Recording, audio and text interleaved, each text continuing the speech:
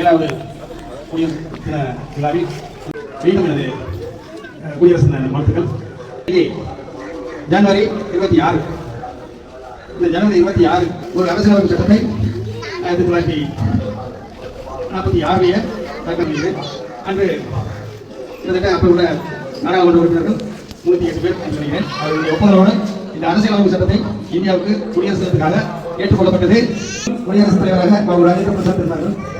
இரண்டாவதாக இருந்தவரும் டாக்டர் ராதாகிருஷ்ணன் கலாம் ராமேஸ்வரத்துக்கு வந்து அதேபோல் இங்கு நீங்கள் வளர்ந்த ஆளாகி நீங்களும் ஒரு ஆகி போல, நீங்களும் டாக்டர் ராதாகிருஷ்ணன் போல, நீங்களும் ஒரு அப்துல் கலாம் போல வருங்காலத்தில் இந்த நாட்டை ஆள்வதற்கு குடியரசு நல்வாழ்த்துக்களை கூறி விடைபெறுகிறேன். நன்றி, வணக்கம்.